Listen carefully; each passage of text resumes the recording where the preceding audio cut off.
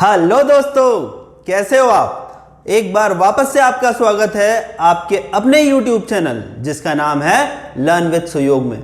और दोस्तों, आज हम एक नई ब्रांच जो है मैथमेटिक्स की उसकी स्टडी करने जा रहे हैं, उसकी शुरुआत करने जा रहे हैं और वो है कोऑर्डिनेट ज्योमेट्री। तो कोऑर्डिनेट ज्योमेट्री अपने आप में मैथमेटिक्स की एक अलग ब्रांच है। JEE की बात करूं तो हाँ, JEE में हर साल एक दो से लेके 3 क्वेश्चंस इसके आते हैं। बहुत इंपॉर्टेंट चीजें हैं इसमें। थोड़ा सा आपका अलजेब्रा लगने वाला है, थोड़ी ज्योमेट्री लगने वाली है और थोड़ा प्रैक्टिस लगने वाली है। तो आइए हम शुरुआत करते हैं बहुत ही बेहतरीन सा टॉपिक जिसका नाम है कोऑर्डिनेट ज्योमेट्री। तो आप मेरे साथ हेडिंग डाल दीजिए दोस्तों, कोऑर्डिनेट ज्योमेट्री। ठीक है, कोऑर्डिनेट ज्योमेट्री। अब एक कोऑर्डिनेट ज्योमेट्री आपने ऑफ कोर्स क्लास 9th और 10th में पढ़ी है, पर अभी हाल हमें क्लास 11th और 12th में इसको बहुत ब्रॉडर फॉर्म में देखना है। इसमें अगर मैं बात करूं दोस्तों, शुरू में पहली बार हम पढ़ेंगे कार्टेशियन सिस्टम के बारे में। कुछ वही फॉर्मूलेज जो आपने 9th-10th में देखे हैं, section formula, area of triangle, उसे हम देखेंगे। कुछ लोकस वगैरह की बात करेंगे, एक्सिस को घुमाएंगे, इधर से उधर ले जाएंगे, ट्रांसलेशन करेंगे, रोटेशन करेंगे। उसके बाद फिर हमारा चैप्टर आएगा स्ट्रेट लाइंस, और स्ट्रेट लाइंस में हम कुछ स्ट्रेट लाइंस की इक्वेशन देखेंगे, स्ट्रेट लाइंस की कुछ और प्रॉपर्टीज देखेंगे, उसके बीच में डिस्टेंस निकालना देखेंगे, अलग अलग तरह की स्ट्रेट लाइंस देखेंगे, एंगल बाइसेक्टर की इक्वेशन निकालेंगे। फिर उसके बाद हम देखेंगे सर्कल, फिर पैराबोला, फिर एलिप्स और फिर हाइपरबोला। तो कहने का मतलब ये वाला चैप्टर अगर मैं पर्टिकुलरली कोऑर्डिनेट ज्योमेट्री बोलूं तो बहुत बहुत बहुत लंबा चलने वाला है। और मैं कोशिश करूंगा इसको हर एक लेक्चर में अलग अलग तरीके से इसको कवर करने की, अलग अलग तरह के क्वेश्चन सॉल्व करने की। तो आज का लेक्चर बड़ा बेसिक है। हो सकता है कि आज का लेक्चर आपको थोड़ा सा बोरिंग लगे, क्योंकि मैं कुछ पुरानी जो आपकी यादें हैं 9th-10th में जो आपने पढ़ा है उसे मैं रिवाइज करवा रहा हूं। तो दोस्तों, कोऑर्डिनेट ज्योमेट्री आपने पढ़ा होगा कि कोऑर्डिनेट ज्योमेट्री में क्या होता है। पहले आपने जो यूक्लिडियन ज्योमेट्री पढ़ी थी 9th और 10th में, यूक्लिडियन ज्योमेट्री में बेसिकली हमने सिर्फ फिगर्स के बारे में देखा था, पॉइंट्स के बारे में देखा था। पर जब हमने 2 एक्सिस बना लिए थे, एक्स एक्सिस और वाई एक्सिस, तो उसके बाद हम कोई भी पॉइंट को कोऑर्डिनेट से रिप्रेजेंट कर सकते थे। और इसमें ये वाली ज्योमेट्री ज्यादा सिग्निफिकेंट इसीलिए हो जाती है क्योंकि इसमें कोऑर्डिनेट्स के ज्योमेट्री के साथ अलजेब्रा जुड़ा होता है। और जब अलजेब्रा इन्वॉल्व हो जाता है तो हम बहुत सारी वेरिएबल्स या बहुत सारे अननोन्स को फाइंड कर सकते हैं। तो कोऑर्डिनेट ज्योमेट्री के बेसिक के बारे में ही मैं बता रहा हूं। आपको पता है कि एक हॉरिजॉन्टल लाइन होती है जिसको मैं एक्स एक्सिस कहता हूं, एक वर्टिकल लाइन रहती है उसको मैं वाई एक्सिस कहता हूं। इनके जो पॉइंट ऑफ इंटरसेक्शन है उसको मैं ओरिजिन कहता हूं, और ये ओरिजिन के कोऑर्डिनेट्स हैं 0,0। इसी के साथ अगर मैं बोलूं, ये पूरी की पूरी कोऑर्डिनेट ज्योमेट्री में ये जो मेरे पॉइंट्स हैं, ये पूरा जो पूरा प्लेन है, ये 4 क्वाड्रेंट में डिवाइड होता है। ये मेरा फर्स्ट क्वाड्रेंट होता है, ये सेकंड क्वाड्रेंट होता है, ये थर्ड क्वाड्रेंट और ये फोर्थ क्वाड्रेंट होता है। तो पूरा का पूरा प्लेन इस तरीके से 4 एक्सिस में, ये 4 हिस्सों में डिवाइड हम कर सकते हैं। फर्स्ट क्वाड्रेंट में क्या रहता है? फर्स्ट क्वाड्रेंट में अगर मैं बात करूं तो फर्स्ट क्वाड्रेंट में मेरा एक्स और वाई दोनों के दोनों क्या रहते हैं? पॉजिटिव। मेरा एक्स भी ग्रेटर देन 0 रहता है और वाई भी ग्रेटर देन 0 रहता है।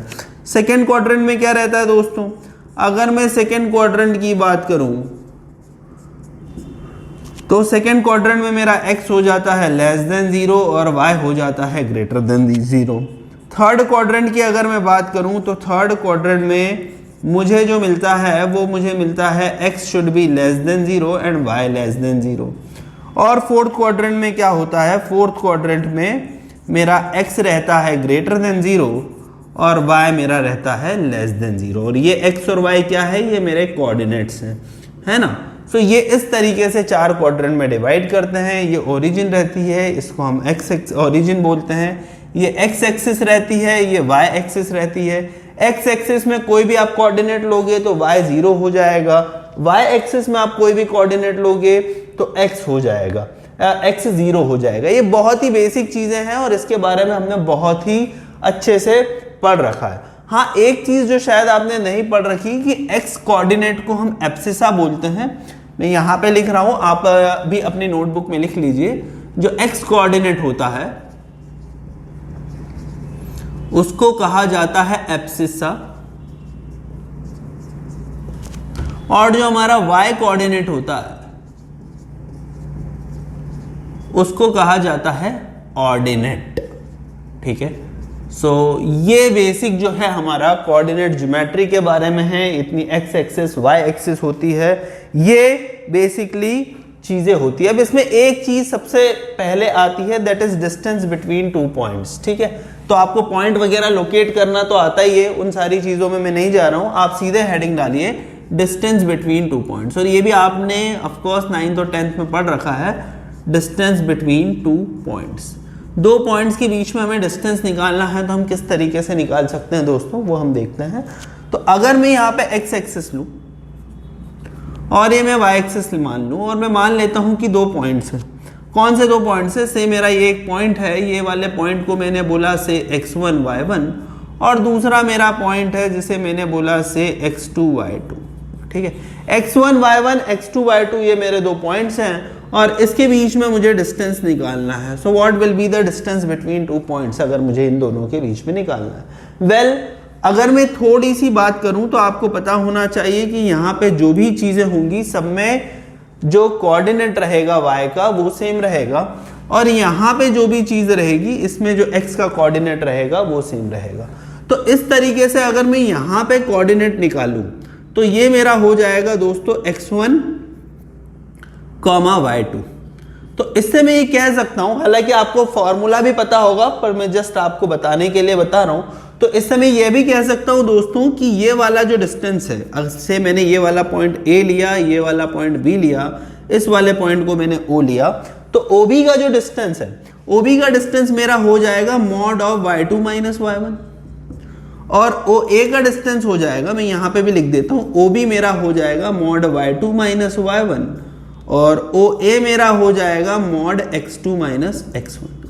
अब मुझे डिस्टेंस निकालना है AB के बीच में, तो we can find the distance using Pythagoras theorem, and we can write the distance as AB का square is equal to OA का स्क्वायर प्लस OB का स्क्वायर। तो OA का स्क्वायर प्लस OB का स्क्वायर ये हमारा डिस्टेंस रहता है। OA मेरा क्या है? OA मेरा है x2 माइनस x1 का स्क्वायर, OB मेरा है y2 माइनस y1 का square, and it is equal to AB square. तो अगर मैं AB की बात करूं दोस्तों तो मेरा AB हो जाएगा under root of x2 minus x1 का square plus y2 minus y1 का square, where x1, y1 and x2, y2 are the coordinates of two given points. तो ये इस तरीके से मैं डिस्टेंस के फॉर्मूले को डेराइव कर सकता हूं दोस्तों। अब अगर मेरे से ये पूछा जाए इसमें कि ओरिजिन से डिस्टेंस किसी भी पॉइंट का कितना होगा, वेल ओरिजिन के कोऑर्डिनेट्स हमें पता है 0, 0। आप 0, 0 ले लीजिए। अगर हम 0, 0 रखेंगे तो हमें क्या मिलेगा? x1 square plus y1 square का अंडर रूट। सो इस तरीके से हम कोई भी डिस्टेंस दो पॉइंट के बीच में निकाल सकते हैं। तो दोस्तों आप इसे नोट करो, फिर मैं आगे कुछ और बातें बताता हूं कोऑर्डिनेट ज्योमेट्री की बेसिक्स, और फिर हम कुछ क्वेश्चंस भी करेंगे। So please note it down. अब दोस्तों थोड़ी सी और थ्योरी देख लेते हैं। मैं आपको कुछ थ्योरी बता देता हूं क्वाड्रिलेटरल्स और ट्रायंगल्स के बारे में। तो आप लिख लीजिए some important points about quadrilaterals. तो आप इसको लिख लीजिए और याद भी रखिए, क्योंकि ये चीज पूरी की पूरी थ्रू आउट कोऑर्डिनेट ज्योमेट्री में बहुत काम आने वाली है। सब important points related to quadrilaterals. तो कुछ इंपॉर्टेंट पॉइंट हम लिखेंगे दोस्तों क्वाड्रिलेटरल के बारे में। अगर मैं क्वाड्रिलेटरल की बात करूं तो क्वाड्रिलेटरल क्या होता है? What is my quadrilateral? तो हमें पता है कोई भी फोर साइडेड जो पॉलीगन रहता है या कॉन्वेक्स पॉलीगन रहता है उसे हम क्वाड्रिलेटरल बोलते हैं। क्वाड्रिलेटरल में चारों के चारों एंगल्स का सम 360 डिग्री होता है, इंटीरियर एंगल्स का सम, और एक्सटर्नल एंगल्स का सम भी 360 डिग्री होता है। ठीक है। क्वाड्रिलेटरल में एक स्पेशल टाइप ऑफ क्वाड्रिलेटरल होता है जिसे हम बोलते हैं पैरेललोग्राम। ठीक है, तो पैरेललोग्राम एक चीज होती है, तो मैं आपको बता देता हूं पैरेललोग्राम क्या होता है। सो पैरेललोग्राम, ठीक है, पैरेललोग्राम की डेफिनेशन होती है the figure whose all four sides, the figure whose all four whose two opposite sides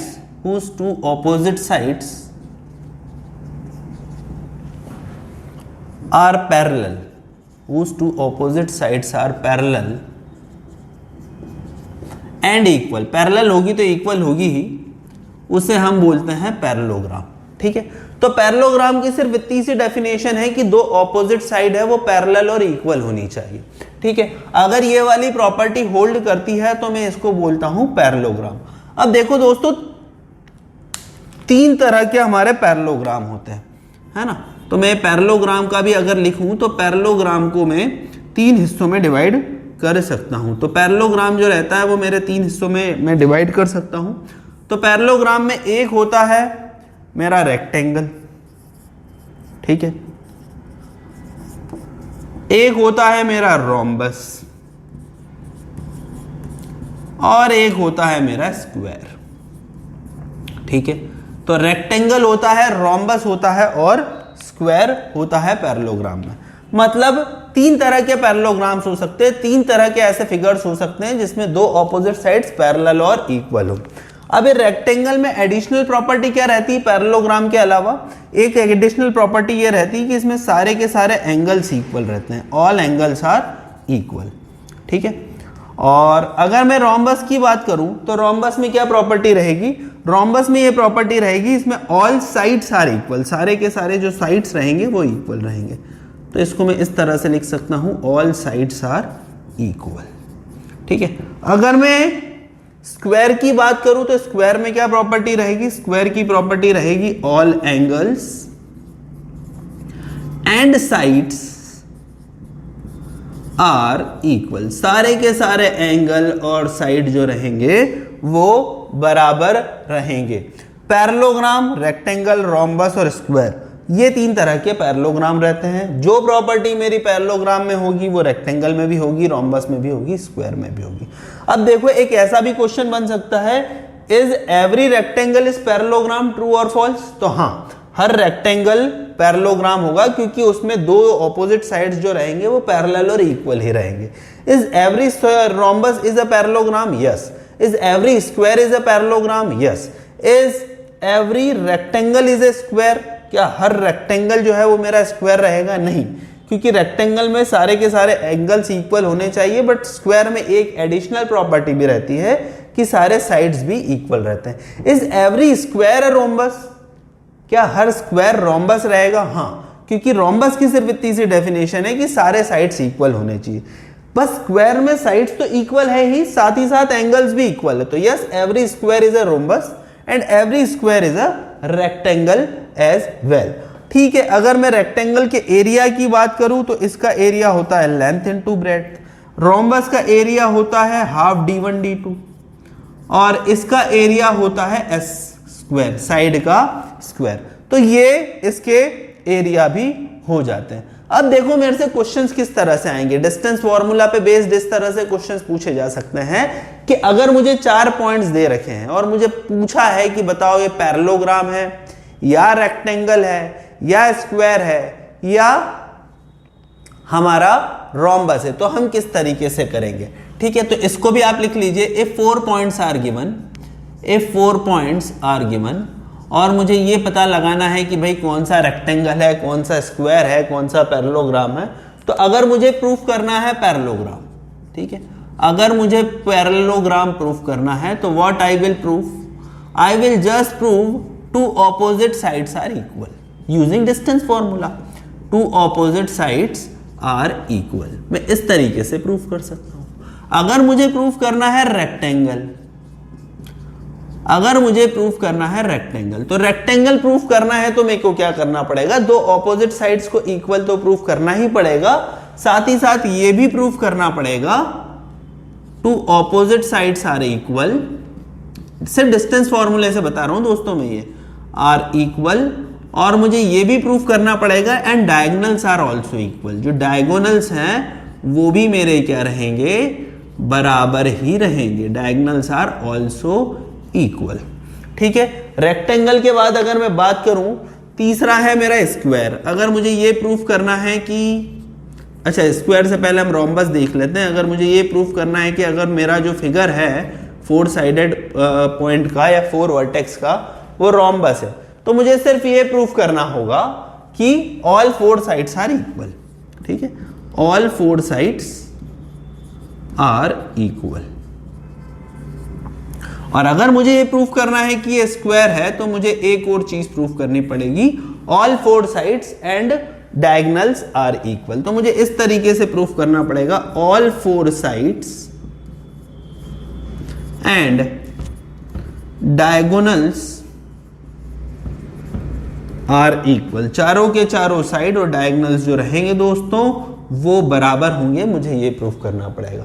सो इस तरीके से अगर मुझे फिगर्स दे रखे हैं तो मैं चीजों को प्रूफ कर सकता हूं। अच्छा, क्या जरूरी है कि 4 साइडेड फिगर मेरा हमेशा पैरेललोग्राम, रोम्बस या कोई भी क्वाड्रिलेटरल ही बनाएगा? जरूरी नहीं। ये चारों के चारों पॉइंट्स एक ही लाइन में हो सकते हैं, ये चारों के चारों पॉइंट्स में से 3 एक लाइन में हो सकते हैं और ट्रायंगल बना सकते हैं, कुछ भी हो सकता है। हमें जनरलाइज किसी भी चीज को नहीं करना है। हाँ, ये बात जरूर है कि अगर 3 points are collinear, if 3 points say A B C मुझे दे रखे हैं और मुझसे बोल रखा है कि ये कोलिनियर है, तो मुझे ये करना हो चाहिए डिस्टेंस फॉर्मूले से 2 डिस्टेंस का यूज करके तीसरा डिस्टेंस निकालना चाहिए, that is A B plus B C should be equal to A C. अब ये मैं मान के चल रहा हूं कि ए सी जो रहेगी वो लॉन्गेस्ट साइड ही रहेगी। तो ये कुछ एक चीजें दोस्तों जो हमें याद रखनी है। इसमें से हो सकता है आपको काफी सारी चीजें पता भी हो, पर मैंने वापस से एक बार आपको बता दी क्योंकि ये सारी की सारी चीजों का थ्रू आउट कोऑर्डिनेट ज्योमेट्री काफी इस्तेमाल होने वाला है। आप इसे नोट करो, फिर हम आगे बढ़ेंगे। अब दोस्तों क्वाड्रिलेटरल के बारे में हमने इतनी जानकारी एकत्रित कर ली, इतना जान लिया, अब थोड़ा सा ट्रायंगल के बारे में भी जानना जरूरी है। और ट्रायंगल के बारे में भी मैं आपको कुछ चीजें बता रहा हूं, तो आप एक और हेडिंग डाल दीजिए, some important points related to triangle. Some important points related to triangle. ठीक है, अब ट्रायंगल के बारे में भी दोस्तों मैं काफी सारी चीजें आपको बताऊंगा और वो क्वाड्रिलेटरल से एक्चुअली में ज्यादा है। ठीक है, तो अगर मैं किसी भी ट्रायंगल की बात करूं तो ये देखो ट्रायंगल किस तरीके से होता है। ये एक इस तरीके से मैं एक ट्रायंगल बनाऊं तो हमें पता है कि ट्रायंगल का सम ऑफ एंगल्स रहता है, आपको पता है सम ऑफ एंगल जो रहता है वो 180 डिग्री या पाई के बराबर होता है। जस्ट लिखते जाइए मेरे साथ, सम ऑफ एंगल्स 180 डिग्री या पाई के बराबर होता है। ठीक है, 3 साइड में हमारी ये वाली प्रॉपर्टी फॉलो होती है कि a plus B greater than C होता है। कोई भी sum of 2 sides is greater than the third side. ठीक है, तो ये भी आप लिखते जाइए, sum of 2 sides is greater than third side. तीसरी चीज क्या होती है, डिफरेंस जो रहता है 2 साइड का वो छोटा रहता है तीसरे साइड से, that is the difference between 2 points, difference between 2 sides is smaller than the third side.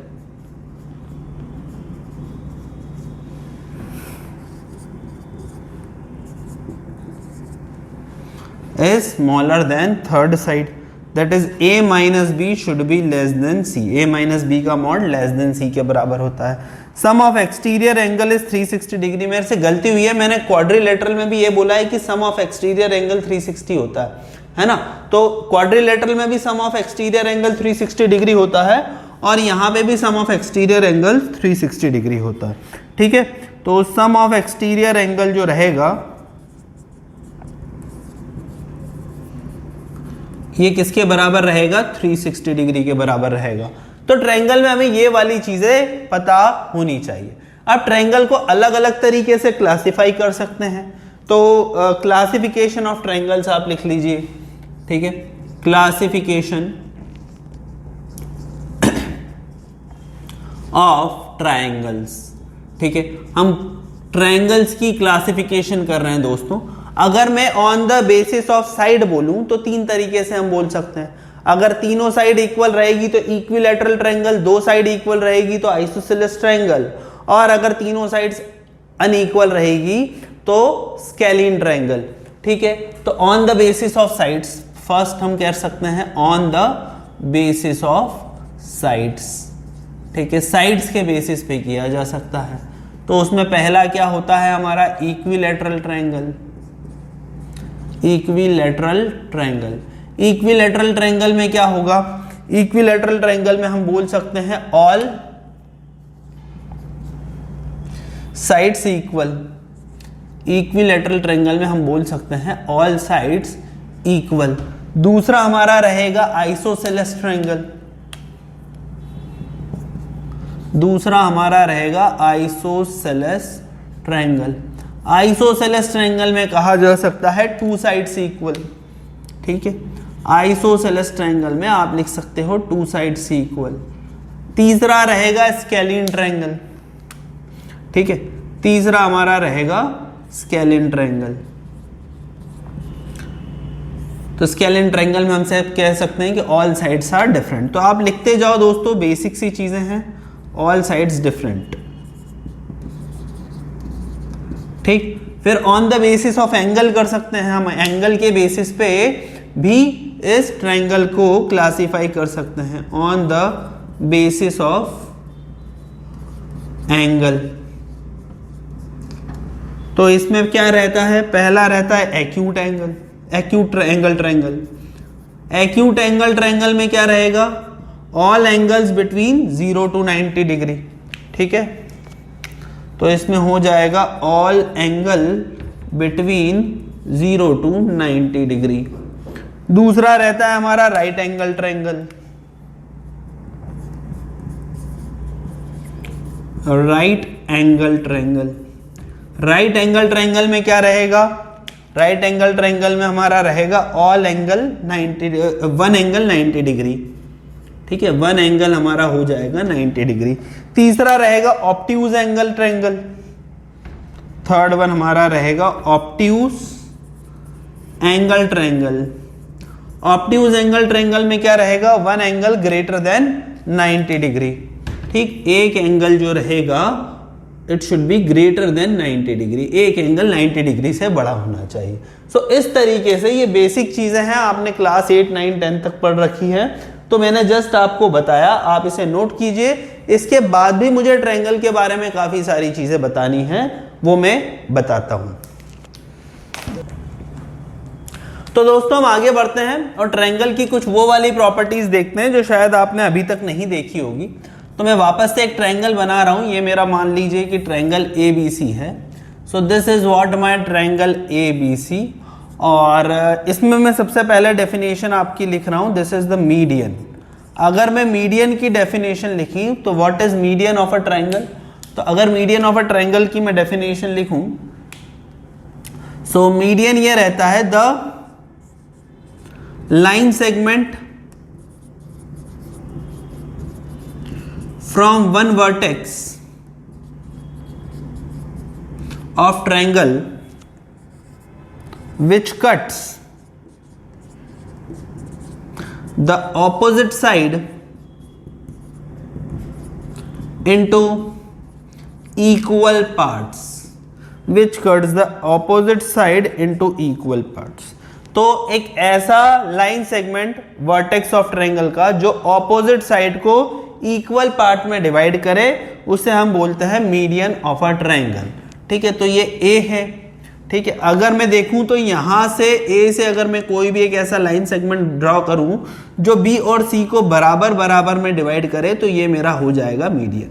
ठीक है, तो AD एक मीडियन हो गया। इसी तरीके से मैं B और E को भी वो कर सकता हूं। ठीक है, BE अगर मैंने ड्रॉ करी तो मैं कह रहा हूं कि भैया AE और EC ये बराबर के हिस्सों में डिवाइड हो गए, तो ये मेरा क्या हो जाएगा, ये मेरा मीडियन हो जाएगा। इसी तरीके से मैं CF बोल सकता हूं दोस्तों, जैसे C से मैंने एक वो लाइन ड्रॉ करी, तो ये जो रहेगा ये दो हिस्सों में डिवाइड हो जाएगा, तो मैं ये कह रहा हूं कि ये भी मेरा क्या हो गया, मीडियन। तो कुल मिला के मीडियन क्या होता है, कोई भी एक लाइन सेगमेंट आप किसी भी वर्टेक्स से बना दो जो ऑपोजिट साइड को इक्वल हिस्सों में डिवाइड करे। मतलब यहां पे मैं कह सकता हूं कि BD is equal to DC रहेगा, CE is equal to EA रहेगा, और AB is equal to AF is equal to FB रहेगा। ठीक है, तो ये वाली चीज होती है, इसे मैं कहता हूं मीडियन ऑफ अ ट्रायंगल। ठीक है, अब यहां पे एक चीज और होती है कि point of intersection of median, इसको हम सेंट्रॉइड बोलते हैं। अब एक कंफ्यूजन दिमाग में ये भी आता है कि सर क्या तीन मीडियन इस तरीके से इंटरसेक्ट नहीं हो सकते? वेल, तीन मीडियन हमेशा एक ही पॉइंट पे इंटरसेक्ट होंगे और उस पॉइंट को हम हमेशा बोलेंगे सेंट्रॉइड। तो ये होता है मेरा सेंट्रॉइड ऑफ अ ट्रायंगल। ठीक है, तो सेंट्रॉइड की आप डेफिनेशन लिखिए दोस्तों। सेंट्रॉइड की डेफिनेशन होती है the point of intersection of medians. ठीक है, सो सेंट्रॉइड की डेफिनेशन होती है the point of intersection of median is called centroid of triangle. ठीक है, point of intersection of median जो रहेंगे उसको हम बोलते हैं सेंट्रॉइड ऑफ ट्रायंगल। अब ये सेंट्रॉइड हमेशा क्या करता है, सेंट्रॉइड कोई भी मीडियन को 2:1 के रेशियो में डिवाइड करता है। जैसे AG/GD का जो रेशियो 1 रहेगा, CG/GF का रेशियो 2:1 रहेगा, BG/GE का रेशियो 2:1 रहेगा। ठीक है, तो आप लिख लीजिए यहां पे important point that centroid divides the median, centroid divides median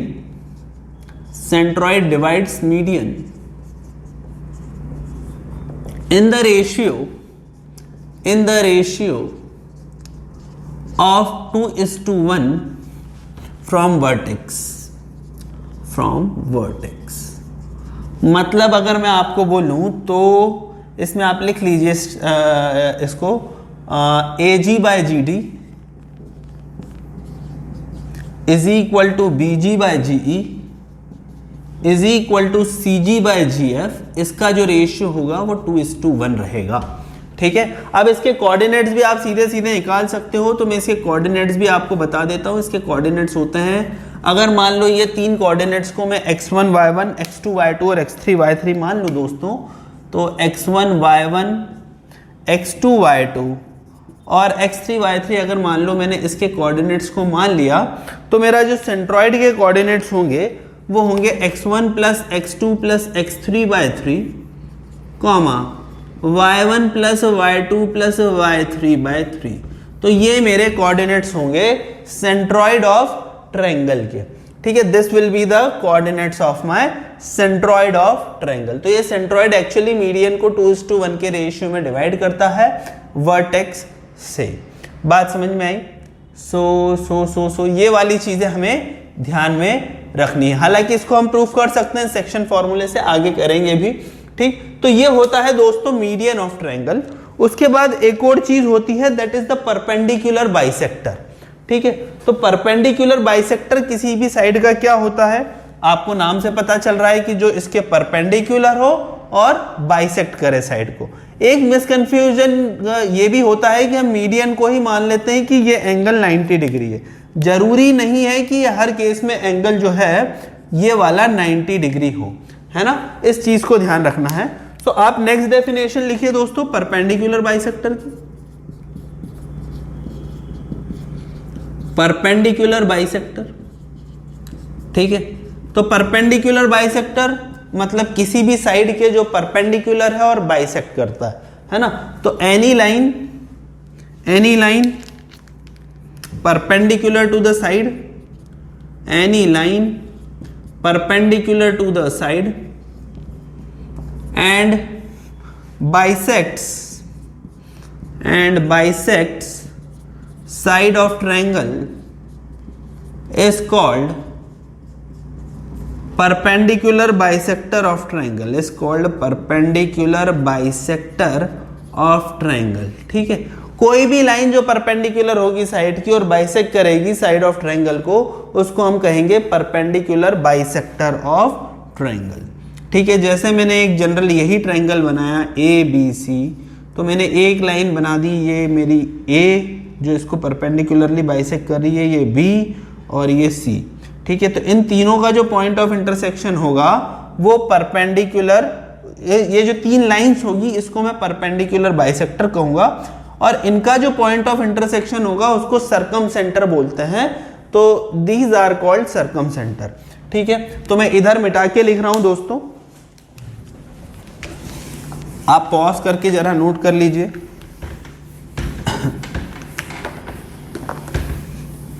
ठीक, तो परपेंडिकुलर बाइसेक्टर क्या होते हैं कि कोई भी ट्रायंगल में एक ऐसी लाइन में बना दूं या एक ऐसा लाइन सेगमेंट बना दूं जो कोई भी साइड को डिवाइड कर रहा है आधे आधे हिस्सों में और गिवन लाइन के परपेंडिकुलर है, उसे हम बोलते हैं परपेंडिकुलर बाइसेक्टर। परपेंडिकुलर बाइसेक्टर के बाद नेक्स्ट होता है सर्कमसेंटर, बहुत इंपॉर्टेंट है सर्कमसेंटर। तो सर्कमसेंटर क्या रहता है? The point of intersection of perpendicular bisectors, है ना, the point of intersection of perpendicular bisector is called circumcenter of triangle। the point of intersection of perpendicular bisector उसको मैं बोलता हूं circumcenter of triangle, उसको circumcenter of triangle कहा जाता है। ठीक है, अब यहां पे एक चीज ध्यान रखो कि ये जो circumcenter रहेगा कोई भी ट्रायंगल में, जैसे ये मैंने बना लिया, तो ये जो सर्कमसेंटर रहेगा इसकी जो दूरी रहेगी तीनों के तीनों वर्टेक्स से वो सेम रहेगी। ठीक है, मतलब यहां से मैं एक ऐसा सर्कल बना सकता हूं जो तीनों वर्टेक्स को टच करे। ठीक है, तो लिखो circumcentre is equidistance from all vertex, circumcentre is equidistant from all vertex. Circumcentre सारे के सारे वर्टेक्स से इक्विडिस्टेंट रहता है। ठीक है, ये चीज हमें ध्यान में रखनी है। और ये जो सर्कल बन रहा है इसको हम बोलते हैं सर्कम सर्कल। ठीक है, ये आपको ध्यान में रखना है ग्राफ बना के। और ये जो रेडियस रहेगा इसको कहा जाएगा सर्कम रेडियस। ठीक है, तो सर्कम सर्कल और सर्कम रेडियस ये दो चीजें होती हैं। सर्कम रेडियस को जनरली कैपिटल R से डिनोट किया जाता है। तो सर्कम सेंटर, इससे सर्कम रेडियस, और ये सर्कम सर्कल। बात समझ में आई? तो circum centre is equidistant from all vertex, सारे के सारे वर्टेक्स से सर्कम सेंटर जो रहेगा वह इक्विडिस्टेंट रहेगा, ये हमें ध्यान रखना है दोस्तों। इसके बाद हमारा होता है एंगल बाइसेक्टर। ठीक है, तो मैं आपको डेफिनेशंस जो हैं वो बताते जा रहा हूं और आप इसको लिखते जाइए, बहुत इंपॉर्टेंट है। पूरे के पूरे कोऑर्डिनेट ज्योमेट्री में ये चीज आने वाली है काम। तो पहले लेक्चर में आज डेफिनेशन ही हमारा चल रहा है। तो नेक्स्ट होता है एंगल बाइसेक्टर। ठीक है, आपको नाम से ही पता चल गया होगा एंगल बाइसेक्टर मतलब जो एंगल को बाइसेक्ट कर दे। ठीक है, तो एंगल को जो बाइसेक्ट करेगा उसे मैं एंगल बाइसेक्टर कहूंगा। ठीक है, द लाइन सेगमेंट और लाइन जो आपको लिखना है bisects the angle of triangle, bisects the angle of triangle is angle bisector, is angle bisector।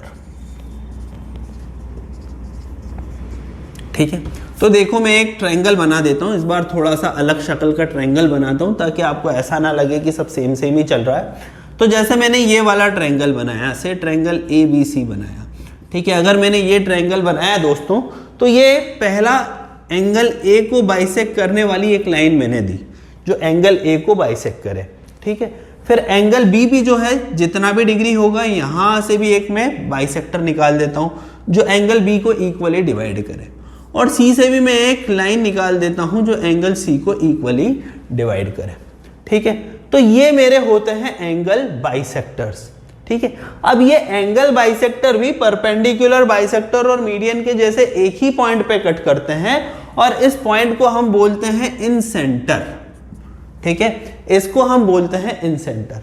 और इससे मैं एक सर्कल बना सकता हूं जो तीनों के तीनों साइड्स को टच करे, इसको मैं बोलता हूं इन सर्कल, और इसके रेडियस को मैं बोलता हूं इन रेडियस, और जो स्मॉल r के बराबर होता है।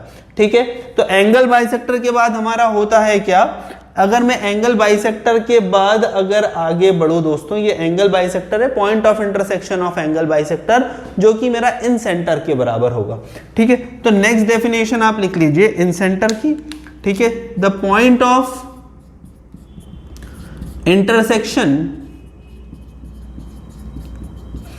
of angle bisectors, the point of intersection of angle bisectors is called in center। ठीक है, अब इन सेंटर से हम क्या कर सकते हैं, एक सर्कल बना सकते हैं, इसे हम बोलेंगे इन सर्कल और इसे हम बोलेंगे इन रेडियस। ठीक है, तो मैं इस चीज को नहीं लिखा रहा हूं। ठीक है, हाँ, इन सर्कल की मैं कह सकता हूं कि ये जो इन सेंटर है, इन सेंटर की सारी साइड्स से डिस्टेंस सेम रहेगी। Incentre is equidistant, incentre is equidistant from all sides of triangle, from all sides of triangle. ठीक है, ये एक और चीज होती है जो हमें ध्यान रखना है, इन सर्कल इन रेडियस, इसको भी ध्यान रखना है। इन सेंटर का एक फॉर्मूला भी होता है, वो भी मैं आपको बता देता हूं। अगर मान लेते हैं कि ये मेरी एबीसी ट्रायंगल है, ये मेरा एबीसी ट्रायंगल है, तो ये साइड को मैं बाय डिफॉल्ट लेता हूं ए, जो कि वर्टेक्स ए से ऑपोजिट होती है, बी के ऑपोजिट वर्टेक्स वाली साइड को मैं लेता हूं बी, और सी के ऑपोजिट वर्टेक्स वाली साइड को मैं लेता हूं सी। और इनके कोऑर्डिनेट्स को से मैंने ले लिया x1 y1, x2 y2 और x3 y3। ठीक है, सो इसके इन सेंटर का जो फॉर्मूला होता है दोस्तों, इन सेंटर का फॉर्मूला होता है वो इस तरीके से होता है ax1 plus bx2 plus cx3 upon a plus b plus c, और ये होता है ay1 plus by2 plus cy3 upon a plus b plus c। ठीक है, तो ये मेरा इन सेंटर ऑफ अ ट्रायंगल होता है। बात समझ में आ रही है दोस्तों, बड़ा ही आसान सा चीजें हैं, बिल्कुल अच्छी है, इस पे हम क्वेश्चंस भी करने वाले हैं कई सारे, पर आपको ये ध्यान से समझ लेना है। तो आप इसे नोट कीजिए, फिर मैं आगे आपको ऑर्थो सेंटर और एल्टीट्यूड्स बताता हूं। ठीक है, तो दोस्तों नेक्स्ट आप हेडिंग डालिए ऑर्थो सेंटर की।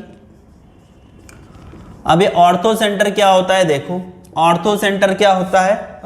ऑर्थो सेंटर से पहले मैं एल्टीट्यूड की डेफिनेशन लिखवा देता हूं। एल्टीट्यूड, और एल्टीट्यूड मेरा क्या होता है कि भाई किसी भी एक वर्टेक्स से मैं ऑपोजिट साइड पे एक परपेंडिकुलर डालूं, उसे मैं बोलता हूं एल्टीट्यूड। ठीक है, the perpendicular drawn from a vertex, the perpendicular drawn from a vertex to the opposite side of triangle is called altitude of triangle। इसको हम बोलते हैं altitude of triangle, इसको altitude of triangle बोला जाता है। The perpendicular drawn from a vertex to opposite side of a triangle, इसको कहा जाता है एल्टीट्यूड ऑफ अ ट्रायंगल। ठीक है, तो इसको जब हम सॉल्व करेंगे तो ये क्या हो जाएगा, तो ये मेरी, ये मान लेता हूं कि मेरा ट्रायंगल एबीसी है। तो देखो सी से अगर आप एबी पे एल्टीट्यूड ड्रॉ करोगे तो वो कहीं यहां पे गिरेगा। ठीक है, बी से आपको ऑपोजिट साइड ए पे अगर एल्टीट्यूड ड्रॉ करना है तो वो कहीं यहां पे गिरेगा। ठीक है, और ए से अगर आपको कहीं एल्टीट्यूड ड्रॉ करना है तो वो कहीं यहां गिरेगा। तो इनका जो पॉइंट ऑफ इंटरसेक्शन होता है वो होता है ऑर्थो सेंटर। ठीक है, इसे हम कहते हैं ऑर्थो सेंटर। बात समझ में आई?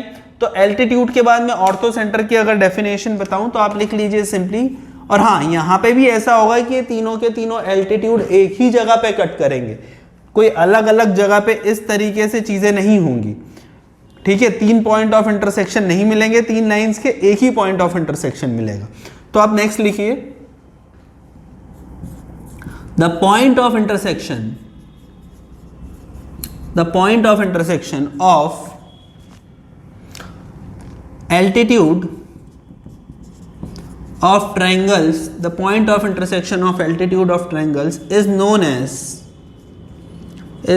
as orthocenter of triangle. इसको हम कहते हैं orthocenter of triangle. This is what it is called, the orthocenter of triangle. तो इसे हम कहते हैं orthocenter of a triangle, और पॉइंट ऑफ इंटरसेक्शन जो एल्टीट्यूड का रहता है ये ऑर्थोसेंटर रहता है ट्रायंगल का। ठीक है, ये चीज हमें ध्यान होनी चाहिए। तो इतने सारे हमारे क्या बोलते हैं कि पॉइंट्स रहते हैं जिसे हमें याद होना ही चाहिए। ठीक है, अब मैं कुछ और इंपॉर्टेंट पॉइंट्स लिखवा देता हूं, आप लिखिए हम इंपॉर्टेंट पॉइंट्स। तो दोस्तों कुछ इंपॉर्टेंट पॉइंट्स और देख लेते हैं इन पॉइंट्स के अलावा भी। ऑर्थोसेंटर, सेंट्रॉइड और सर्कमसेंटर, मतलब जो सेंट्रॉइड रहता है वो ऑर्थोसेंटर और सर्कमसेंटर को 2:1 के रेशियो में डिवाइड करता है। तो आप इसको लिखिए, centroid divides orthocentre and circumcenter. Centroid divides orthocenter and circumcenter in the ratio 2:1। ठीक है, तो अगर मैं ऑर्थोसेंटर, सेंट्रॉइड और सर्कमसेंटर की बात करूं तो से OG by GC, where O is orthocenter, G is centroid and C is circumcenter, इसका रेशियो 2:1 होता है हमेशा। एक और चीज, आइसोसेलेस ट्रायंगल में ऑर्थोसेंटर, सर्कमसेंटर, सेंट्रॉइड और इनसेंटर चारों के चारों एक ही लाइन में आ जाते हैं। ठीक है, तो in isosceles triangle, next point, in isosceles triangle orthocentre, मैं शॉर्ट में लिख रहा हूं, orthocentre, centroid, circumcentre and incentre all lie in a same line. ठीक है, और इक्विलैटरल ट्रायंगल में क्या होगा कि सारे के सारे जो पॉइंट्स होंगे ये कोइंसाइड होकर जाएंगे। तो in equilateral triangle all orthocentre, centroid, circumcentre, incentre coincides. ठीक है, कोइंसाइड्स। तो दोस्तों ये कुछ एक पॉइंट्स हैं जो हमें ध्यान रखने हैं। ट्रायंगल के बारे में मैंने आपको काफी जानकारी दे दी है। इन सारी जानकारी का यूज हर बार कहीं ना कहीं होगा। बात समझ में आई? सो आप इसको लिख लीजिए, इसके बाद हम बढ़ेंगे आगे। तो दोस्तों ये रहा पहला क्वेश्चन, शो दैट 4.0, -1, 6, 7, -2, 3 और 8, 3 ये वर्टाइसेस हैं स्क्वायर के। ये आपको प्रूफ करना, सॉरी रेक्टेंगल है यार।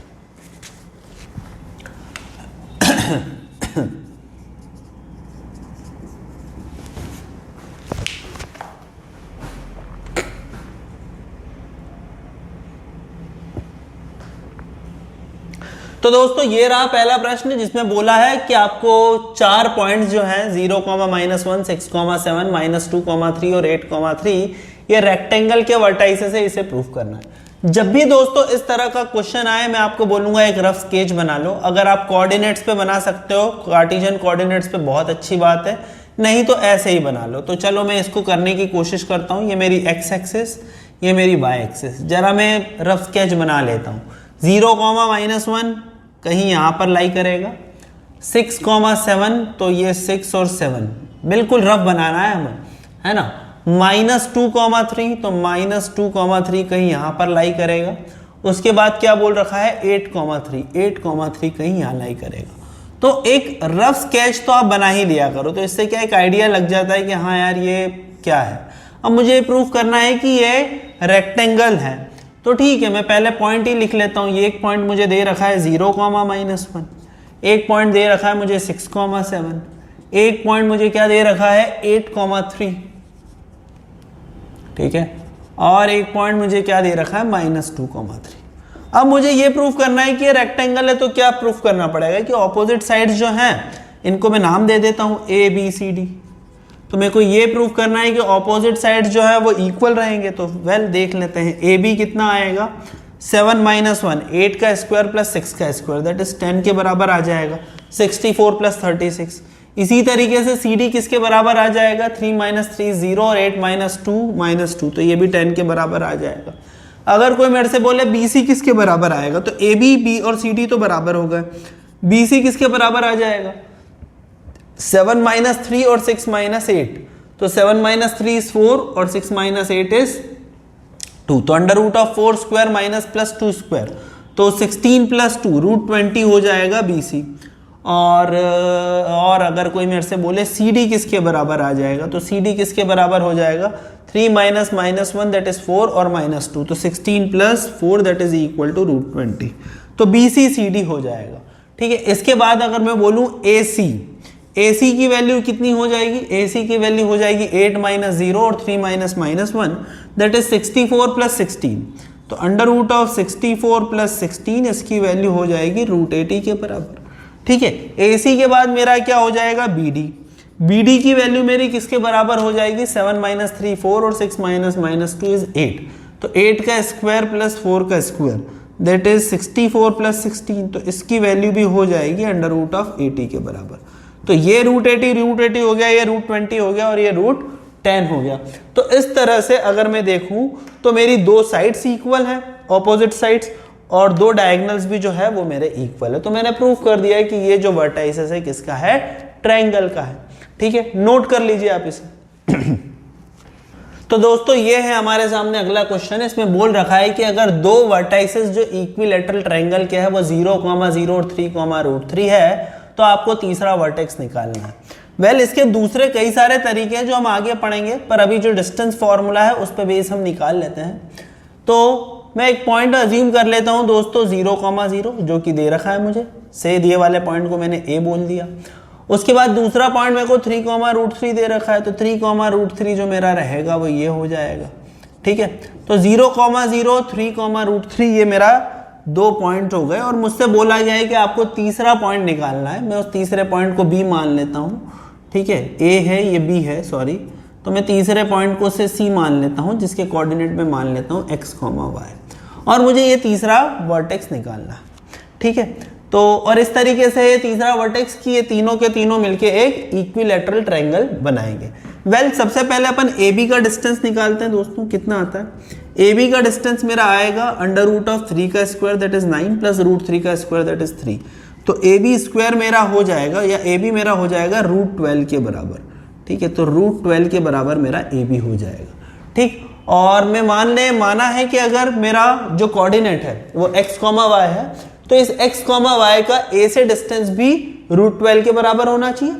ठीक है, तो x, y का a से डिस्टेंस भी मेरा √12 के बराबर होना चाहिए। तो मैं लिख सकता हूं AC square is equal to x - 0 का square that is x square plus y - 0 का square that is y square, and it is equal to 9 + 3 which is equal to 12। तो x square plus y square मेरा 12 के बराबर हो गया। ठीक है, AC स्क्वायर के बाद क्या दे रखा है दोस्तों मेरे को, उसके बाद मेरे से ये बोल रखा है कि ए बी, अच्छा ठीक है, मैं इसके बाद बोल सकता हूं कि x माइनस, अगर ये मेरा इस तरीके से है, मान लेते हैं कहीं पे भी पॉइंट लाई कर रहा है, तो इसका जो डिस्टेंस मेरा यहां से होगा 3, √3 से, वही डिस्टेंस इसका 0, 0 से होगा। तो मैं इसको इस तरह से भी लिख सकता हूं x square plus y square that is the distance of this point from 0, 0 should be equal to x - 3 का होल स्क्वायर प्लस y - √3 का होल स्क्वायर। ठीक है, और इसको जब हम सॉल्व करेंगे दोस्तों, देखते हैं हमें क्या मिलता है। x square plus y square is equal to x square minus 6x plus 9 plus y square minus 2√3 plus 3। x square y square से x स्क्वायर y स्क्वायर हमारा कैंसिल हो गया, तो हमें क्या मिल जाएगा, हमें मिल जाएगा 6x plus 2√3y is equal to 9 plus 3 which is equal to 12। तो इसको 2 से डिवाइड किया तो ये हो गया मेरा 3x plus √3y is equal to 6। हम ऐसा करते हैं दोस्तों, √3y को लिख सकते हैं 6 - 3x और y को हम लिख सकते हैं 6 - 3x/√3। ठीक है, y को मैंने लिख दिया 6 - 3x/√3। अब मैं इसको ऐसा करता हूं कि एक सिंगल वेरिएबल की इक्वेशन बना देता हूं। मेरे को दे रखा है x² + y² = 12। तो मैं इसको इस तरीके से लिख सकता हूं, x² और y² को मैं लिख सकता हूं 6 - 3x का होल स्क्वायर /√3 का square which is equal to 3 and it is equal to 12। और इसको जब हम सॉल्व करेंगे तो ये मेरे पास हो जाएगा 3x² + 6 - का whole square is equal to 36। तो ये मेरा किसके बराबर हो जाएगा, it is equal to 3x² + 36 + 9x² - 36x is equal to 36। 36 से 36 दोस्तों मैंने कैंसिल कर दिया, तो ये मेरे पास हो गया 12x² - 36x is equal to 0। तो 12x कॉमन ले लिया, into x - 3 is equal to 0। मतलब x की दो वैल्यूज पॉसिबल है दोस्तों, 0 पॉसिबल है, 3 पॉसिबल है। अगर मैं x की वैल्यू 0 रखता हूं तो y मेरा √12 हो जाएगा, और √12 मतलब कितना हो गया मेरा 2√3। तो 0 2√3 हो जाएगा। और अगर मैं x की वैल्यू 3 रखता हूं तो y मेरा √3 हो जाएगा। अरे ये एक पॉइंट आ गया है ना।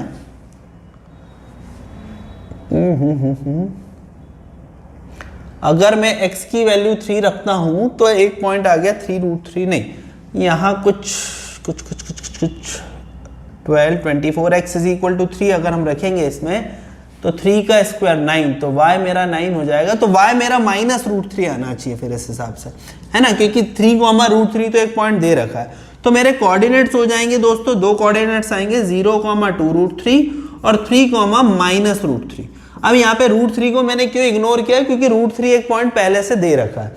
ठीक है, तो इस तरीके से हम इस क्वेश्चन को सॉल्व करेंगे। ठीक है, तो आप इसे नोट करो दोस्तों, फिर मैं आपको अगला क्वेश्चन बताता हूं। तो दोस्तों बढ़ते हैं अगले क्वेश्चन की तरफ। अगला क्वेश्चन मुझे कुछ इस तरह से दे रखा है कि find the coordinates of circum centre of a triangle. हमें एक ट्रायंगल के सर्कम सेंटर को निकालना है जिसके वर्टाइसेस दे रखे हैं 8, 6, 8, -2 और 2, -2। वेल, तो मैंने एक ट्रायंगल को ही प्लॉट कर लिया, 8, 6, 8, -2 और 2, -2। ठीक है, सो ये मेरा एक ट्रायंगल है दोस्तों, और इस ट्रायंगल में मुझसे क्या बोल रखा है कि आपको सर्कम सेंटर निकालना है। अब सर्कम सेंटर की हमने ये डेफिनेशन पढ़ी थी, point of intersection of perpendicular bisector होता है। और हमने एक और चीज देखी थी, इसका तीनों के तीनों वर्टाइसेस से डिस्टेंस सेम होता है। ठीक है, तो मैं मान लेता हूं कि ये पॉइंट मेरा ABC है। ठीक है, और ये सर्कम सेंटर मेरा C है। इसके कोऑर्डिनेट्स हमने अज्यूम कर लिए x, y।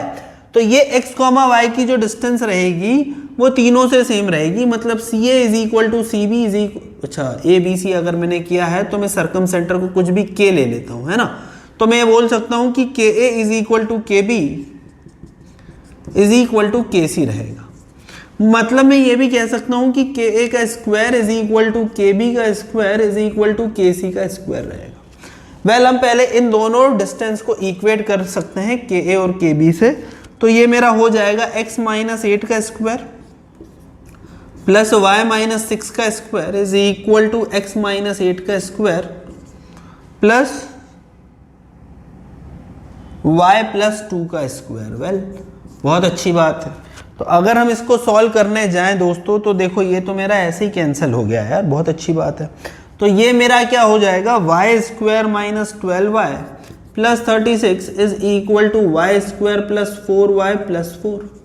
ठीक, तो अगर मैं इसको सॉल्व करूं तो देखो मेरे को क्या मिल रहा है, y² से मेरा y² कैंसिल हो रहा है,